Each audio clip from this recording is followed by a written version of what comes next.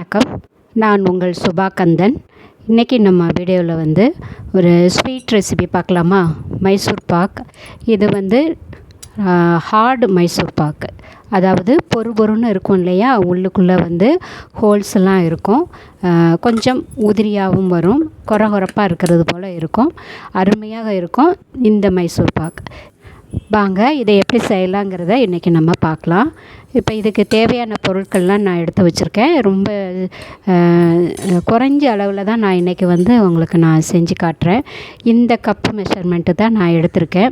எல்லா அளவுகளுமே நான் இந்த கப்பை யூஸ் பண்ணி தான் எடுத்திருக்கேன்.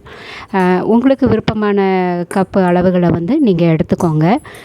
இதில் 3/4 கப் அளவுக்கு பால் பவுடர் எடுத்திருக்கேன். இந்த கப்பில் அந்த பவுலில் கடலை மாவு 1 கப் எடுத்திருக்கேன். 1 கப்பு கடலை மாவுக்கு 3/4 கப்பு பால் பவுடர் எடுத்துக்கோங்க. இதை அந்த கட்டிகள், பால் பவுடரில் கொஞ்சம் கட்டிகள்லாம் வரும். அது காற்று பட்ட உடனே கொஞ்சம் கட்டி கட்டியாக வரும். அதை நல்லா கலந்து விட்டுக்கோங்க. இப்போ இதே கப்பில் நான் 1 கப்பு அளவுக்கு நெய் எடுத்திருக்கேன். 1 கப்பு அளவுக்கு குக்கிங் ஆயில் எடுத்திருக்கேன். சன்ஃப்ளவர் ஆயில் தான் நான் எடுத்திருந்தேன். இந்த ரெண்டையும் நான் கலந்து மிக்ஸ் பண்ணி தான் எடுத்து வச்சுருக்கேன். இது தனி நெய் 1 கப் அளவுக்கு தனியாக எடுத்து வச்சுருக்கேன். இது ஒன்லி நெய் மட்டும் எடுத்து வச்சுருக்கேன். இதை நம்ம சூடு பண்ணி இந்த மாவில் கலக்கணும். அதனால் நான் அது தனி நெய்யாக எடுத்து வச்சுருக்கேன். இந்த சுகர் 1/2 கப்பு நான் அளவில் எடுத்திருக்கேன். இதே மெஷர்மெண்ட்டு கப்பை தான் யூஸ் பண்ணியிருக்கேன். அந்த சுகரை கரைக்கிறதுக்கு 1/2 கப் அளவுக்கு தண்ணி வேணும். அவ்வளவுதான் நம்மளுடைய இன்க்ரீடியன்ட்ஸ் எல்லாம் அவ்வளவுதான். இப்போ நம்ம மைசூர் பாக்கு ஊற்றி வைக்கிற அந்த ட்ரேயில் கொஞ்சம் நெய் தடவி எடுத்து வச்சுக்கலாம். நீங்கள் அந்த கேக்கு டின்னு ப்ரௌனி டின்னெல்லாம் வச்சுருந்தீங்க அப்படின்னா அது ரொம்ப ஈஸியாக இருக்கும். என்கிட்ட இது தான் இருந்தது. அதனால் இது ஒரு கிளாஸ் பவுல். இதில் நான் நெய் தடவி எடுத்து வச்சுருக்கேன்.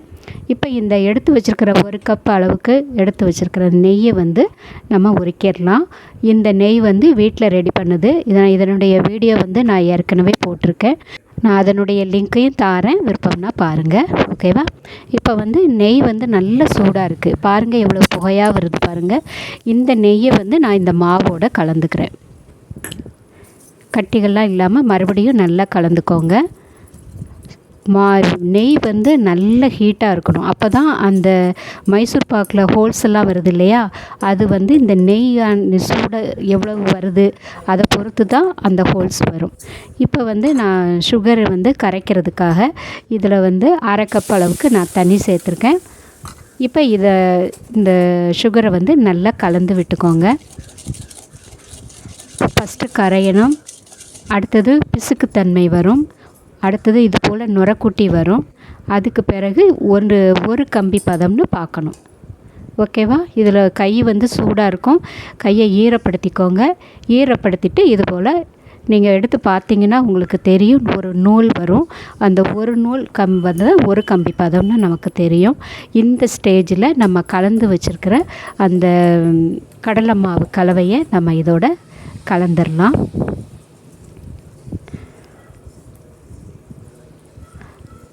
கொஞ்சம் கூட லேட் பண்ணக்கூடாது. அந்த ஒரு கம்பி பதத்துக்கு அடுத்து அப்படின்னா மைசூர் பாக்கு உடச்சி எடுக்கிறது போல் ஆகிடும், ரொம்ப ஹார்டாகிடும்.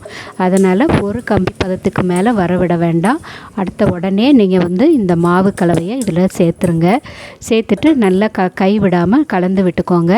இப்போ நம்ம நெய்யும் எண்ணெயும் கலந்து வச்சுருக்கோம் இல்லையா, அதில் இருந்து அப்பப்போ நீங்கள் ஒரு 2 டேபிள் ஸ்பூன் அளவுக்கு அல்லது 1 குழிக்கரண்டி அளவுக்கு அப்பப்போ நீங்கள் எடுத்துக்கோங்க. நான் ஒரு 2 தடவை அது போல் நான் இந்த எண்ணெயும் நெய்யும் கலந்ததை நான் சேர்த்துக்கிட்டேன். அது பதம் எப்படி எடுக்கணுங்கிறத நான் உங்களுக்கு சொல்கிறேன். நான் இப்போ ஃபஸ்ட்டு நான் ஒரு 2 ஸ்பூன் நெய் இதில் நான் சேர்த்துருக்கேன். ஃப்ளேமை சிம்லேயே வச்சுக்கோங்க. சைடில் உள்ளதெல்லாம் அப்பப்போ எடுத்து விட்டுருங்க. ஏன்னா அது கருகிட்டு அப்படின்னா எல்லா மைசூர் பாக்கு மாவு எல்லாமே கருகுனது போல் ஆகிடும். அதனால் எந்த பக்கமும் மாவு கருகிடாமல் இது போல் சைடெல்லாம் எடுத்து விட்டு நல்லா கலந்துக்கோங்க. இப்போ மறுபடியும் ஒரு குழிக்கரண்டி அளவுக்கு நான் நெய் சேர்த்துருக்கேன். எவ்வளவு நுரைச்சி வருது பாருங்கள். உங்களுக்கு தெரியும் அந்த நுரை வரும்பொழுது அந்த மாவு வந்து ஒரு க்ரீம் கலரில் வரும், வெள்ளை கலரில் இருக்கிறது போல் தெரியும். இப்போ பாருங்கள், கையை ஈரப்படுத்திக்கோங்க. கொஞ்சமாக இந்த மாவை எடுத்து உருட்டி பாருங்கள். கொஞ்சம் சூடாக தான் இருக்கும். இப்படி உருட்டி பார்க்கும்போது நல்லா உருண்டு வருது இல்லையா, இதுதான் பதம். இந்த பதம் இருக்கும் பொழுது நீங்கள் வந்து அடுப்பை ஆஃப் பண்ணிடலாம். உடனே நீங்கள் வந்து அந்த நெய் தடவின பாத்திரத்தில் ஊற்றிடுங்க, இல்லைன்னா அப்படியே செட் ஆகிடும்.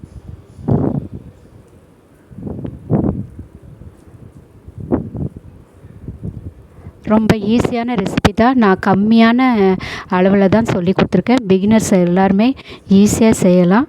நீங்கள் கண்டிப்பாக செஞ்சு பாருங்கள். நல்லா இது போல் கரண்டியில் உள்ளதெல்லாம் ஒரு நெய் தடவின ஸ்பூனை வச்சு நல்லா எடுத்து விட்டுருங்க. எடுத்து விட்டுட்டு அது மேலேயும் நல்லா இது போல் சமப்படுத்திக்கோங்க. ரொம்ப சமப்படுத்த வேண்டாம். இது வந்து ஏற்கனவே கிளாஸ் பவுல் இதில் ஊற்றிருக்கிறதுனால நான் வந்து டேப் பண்ண முடியாது. நான் அதனால் லைட்டாக ப்ரெஸ் பண்ணியிருக்கேன், அவ்வளோதான். பண்ணாட்டியும் பரவாயில்ல, ஏன்னா அப்போ தான் அது உள்ளுக்குள்ளே அந்த காற்றுலாம் போய் உங்களுக்கு அந்த மைசூர் பாக்கு வந்து நல்ல ஹோல்ஸாக வரும். நம்ம சாஃப்டான மைசூர் பாவை விட இந்த மைசூர் பாக்கு வந்து கொஞ்சம் ஹார்டாக இருக்கும். இதில் வந்து பேலன்ஸ் நெய் நான் எடுத்து வச்சுருக்கேன். மொத்தமாக வந்து நமக்கு நெய்யும் எண்ணெயும் சேர்ந்து 1 கப் அளவுக்கு தான் எக்ஸ்ட்ரா தேவைப்பட்டது. இப்போ பாருங்கள், இது வந்து நல்லா ஆறணும். நல்ல சூடாக இருக்குது. ஆறின பிறகு லேசான சூடு இருக்கும் பொழுது நம்ம கோடுகள்லாம் போட்டு வச்சுக்கோங்க. நான் அந்த கோடு போட்ட வீடியோவை நான் எடுக்காமல் விட்டுட்டேன். இப்போ பாருங்கள், இது நல்லா ஆற வச்சுருக்கேன். இது ஆறட்டும். ஆறின பிறகு நம்ம பார்க்கலாம். இப்போ பாருங்கள், நான் இதை வந்து லைட்டாக முதல்ல கோடு போட்டிருந்தேன். கொஞ்சம் ஆறின பிறகு கொஞ்சம் ஈஸியாக வந்தது. ஃபஸ்ட்டு எடுக்கும்போது கொஞ்சம் கஷ்டமாக தான் இருந்தது. இது கிளாஸ் பவுலில் தட்டினதுனால நம்ம வந்து டேப் பண்ணதுக்கு கொஞ்சம் கஷ்டமாக இருந்தது.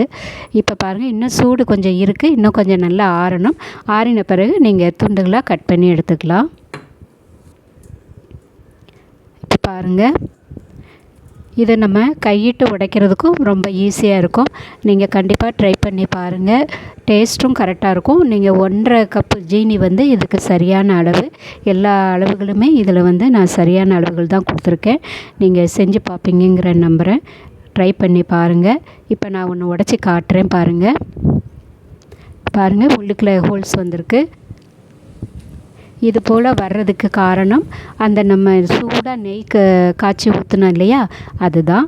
இப்போ நீங்கள் இன்னும் கொஞ்சம் ஆறின உடனே அந்த நடுமத்திலலாம் உங்களுக்கு நல்ல ப்ரௌன் கலர் வந்துடும். இன்னும் கொஞ்சம் சூடு இருக்குது. இப்போ பாருங்கள், உடைக்கிறதுக்கும் நல்லாயிருக்கும். கொஞ்சம் அப்படி 1-2 உதிரும். அது வந்து இந்த ஹார்டு மைசூர் பாக்கில் அப்படி தான் இருக்கும். டேஸ்ட்டும் அருமையாக இருக்குது. நீங்களும் ட்ரை பண்ணி பார்ப்பீங்க நம்புகிறேன். இந்த வீடியோ உங்களுக்கு பிடிச்சிருக்குன்னு நினைக்கிறேன். பிடிச்சிருந்ததுன்னா லைக் பண்ணுங்கள், ஷேர் பண்ணுங்கள், சப்ஸ்கிரைப் பண்ணுங்கள். பக்கத்தில் இருக்கிற பெல் ஐக்கானையும் ப்ரெஸ் பண்ணுங்கள். அப்போ தான் நான் போடுற புது வீடியோலாம் நோட்டிஃபிகேஷனாக உடனுக்குடனே உங்களை வந்து சேரும் ஃப்ரெண்ட்ஸ். நன்றி, வணக்கம்.